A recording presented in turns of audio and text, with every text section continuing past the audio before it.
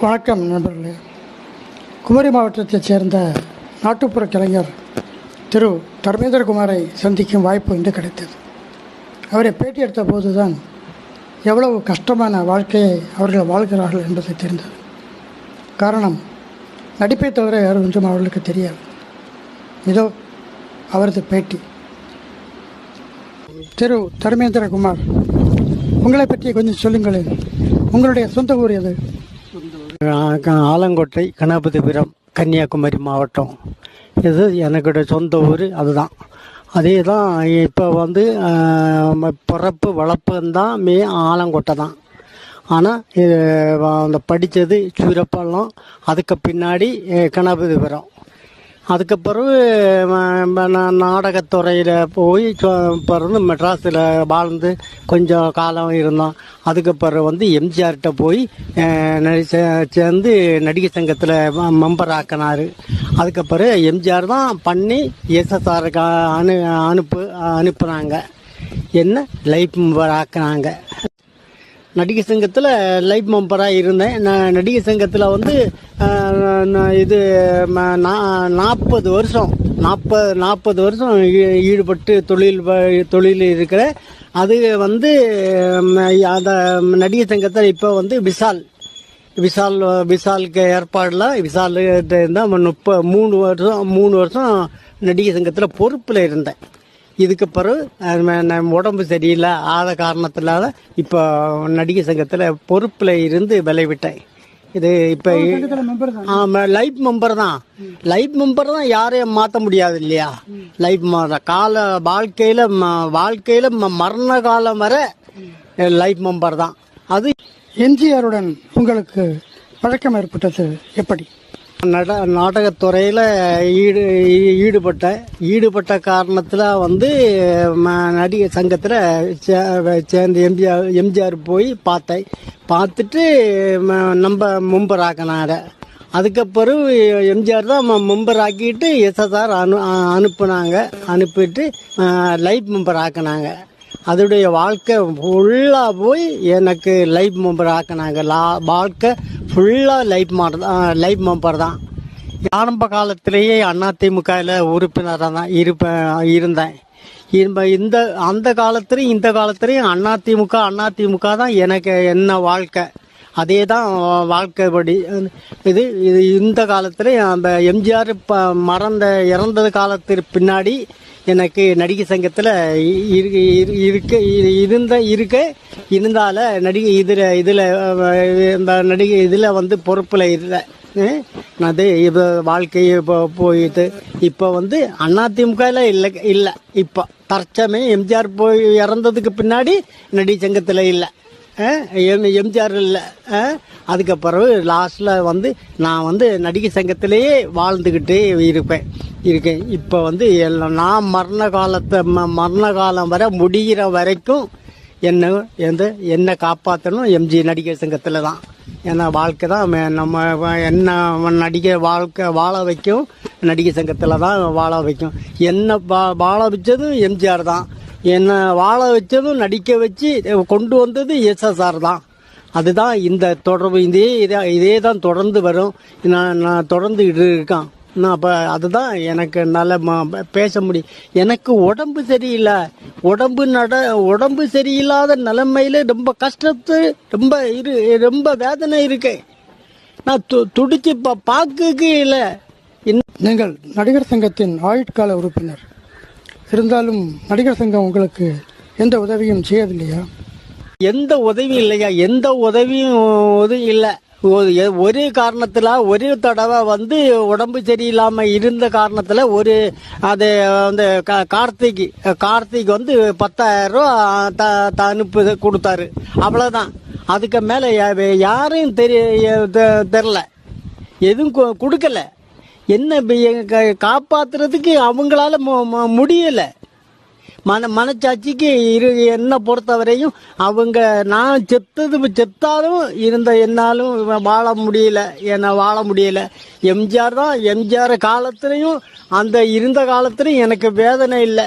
இப்போ எம்ஜிஆருக்கு முடிஞ்ச காலத்துலேயும் இப்போ எனக்கு இன்னும் வேற வாழ்க்கை இல்லைம்மா. நடிக்கணும், நான் எல்லாம் முடிஞ்சாச்சு. எனக்கு ஏதாவது இந்த நடிகை சங்கத்தில் இருந்து உதவி கிடைக்கணும்.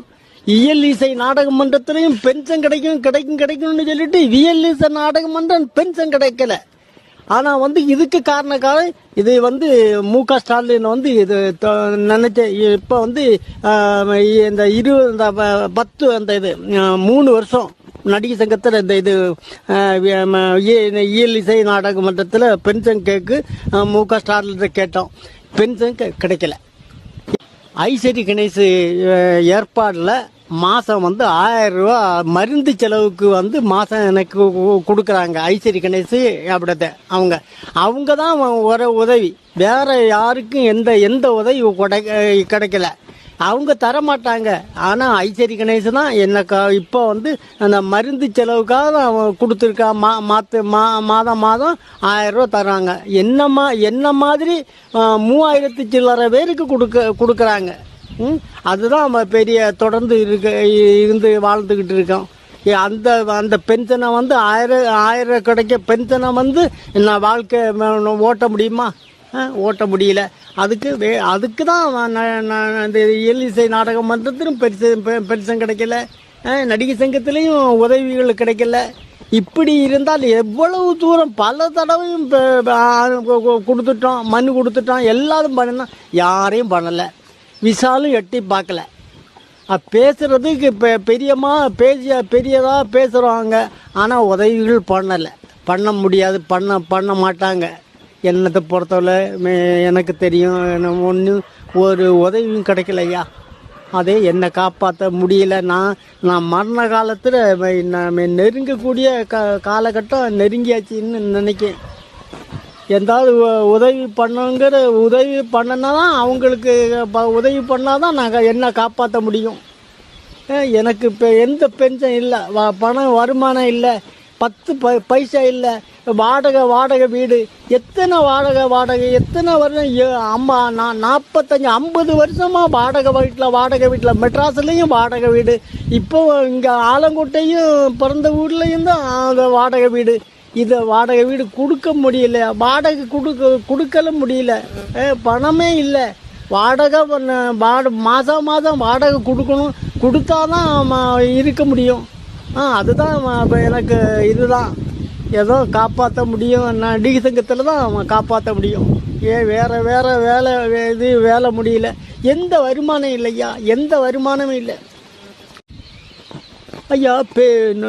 அந்த 10 வருஷம் சுகர் பாதிப்பு ஏற்பட்டது. சுகர் பாதிப்பு வந்தது. 10 வருஷமாக அனுபவம். அந்த சுகர் தான் அந்த இது பண்ணியிருந்தேன். எனக்கு இதுக்கு இடையில் கண் ஆப்ரேஷன் நடந்தது. கண் ஆப்ரேஷனுக்கு போகக்கூடிய டைமில் அந்த ஆஸ்பத்திரியில் அந்த படிக்கக்கூடிய பெற்ற பிள்ளைகள் படிக்கக்கூடிய இதில் என்ன நைட்டு ஆப்ரேஷன் ஆப்ரேஷன் முடிஞ்சதுக்கு பின்னாடி அவங்கள என்னை காப்பாற்று மாதிரி என்ன சொல்லி என்ன அந்த இது பண்ணிட்டாங்க. ஆபத்தில் கொண்டுட்டு மாட்டிட்டாங்க. எனக்கு இந்த கை இந்த உடம்பெல்லாம் பேச முடியல. ஆமாம், அந்த ஆஸ்பத்திரியில் நைட்டில் ஆஸ்பத்திரியில் படுத்திருக்கேன். ஆஸ்பத்திரியில் படுத்திருக்கக்கூடிய நேரத்தில் அந்த அந்த இது அந்த கண்ணை அந்த கை அந்த இது அந்த இன்ஜெக்ஷன் போட்டு பெரிய பாதிப்பு உருவாக்கினாங்க. அந்த இது அந்த ஆசாரி போடலாம்.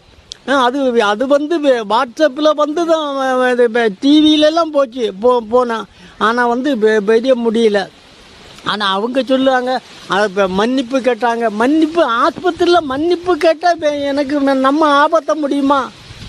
இன்னைக்கு எனக்கு முடியலை. எனக்கு கை காலு எழும்ப முடியலை, பேச முடியலை. பேச்சு திராணி இல்லை. கண்ணு சரியா பார்வை இல்லை, ஒரு கிடைக்கல. பெரிய பெரிய வேதனையை நான் இது யாரும் காப்பாற்ற முடியல. யாரும் காப்பாற்ற முடிஞ்சாதான் என்ன வாழ முடியும். ரொம்ப இன்னைக்கு பிச்சைக்கார தன்மையில் நான் வாழ்ந்துக்கிட்டு இருக்கேன். நீங்கள் எனக்கு உதவி பண்ணுங்க. எல்லாம் மனச்சாட்சி இருந்தால் மனச்சாட்சி இருக்கக்கூடிய நேரத்தில் என்னால் முடிஞ்சதும் எனக்கு உதவி பண்ணுங்க. அதுதான் கோடான புண்ணியம். அதுதான் எனக்கு சந்தோஷமாக இருக்கும் அப்படின்னு நினைக்கிறேன். ரொம்ப ரொம்ப உதவி பண்ணுங்க. என்ன பண்ண என்னால் ரோட்டில் வரைக்கும் பிச்சை எடுக்க முடியலையா? அதனால மனச்சாட்சி கேட்குறேன், எனக்கு உதவி பண்ணுங்க. அதுக்குன்னு நடிகை சங்கத்தில் வாழ்ந்துட்டேன். எம்ஜிஆர் காலத்துலேயும் வாழ்ந்தேன், எஸ்எஸ்ஆர்டி காலத்துலேயும் வாழ்ந்தேன். இதுதான் இவன் வாழ்க்கை தான். எனக்கு தான் எந்த உதவி பண்ணணும், என்ன பண்ணுனா தான் எனக்கு வாழ முடியும். இல்லைன்னு சொன்னால் தற்கொலை பண்ணால் தான் செய்ய முடியும் வாழ. எனக்கு உங்கள் உதவி படைச்சாதான் என்னால் வாழ முடியும். எனக்கு சொந்த வீடு இல்லை, வீடு இல்லை, கூடு இல்லை, எந்த இதுவும் இல்லை. நீ பல தடவை நான் கேட்டிருக்கேன். இப்போ வாட்ஸ்அப்பில் எல்லாம் நான் எல்லாருக்கும் அனுப்பி எந்த பிரயோஜனம் இல்லையா? ஏன்னா இப்போ பயங்கரமான வேதனையாக இருக்கேன். இதுக்கு மேலே என்னால் பேச முடியலையா? பேச முடியல, நினச்சி நான் தற்கொலையும் பண்ண முடியல, நான் பிச்சை எடுக்கவும் முடியல. அதனால மனச்சாட்சி இருந்தால்தான் என்ன உங்கள் மனச்சாட்சி எனக்கு மனச்சாட்சி உங்களுக்கு மனச்சாட்சி இருந்தால் என்னை காப்பாற்றணும்னு சொல்லிட்டு நான் 2 தாழ்மையாக கேட்டிருக்கேன் உங்கள்கிட்ட. வணக்கம்.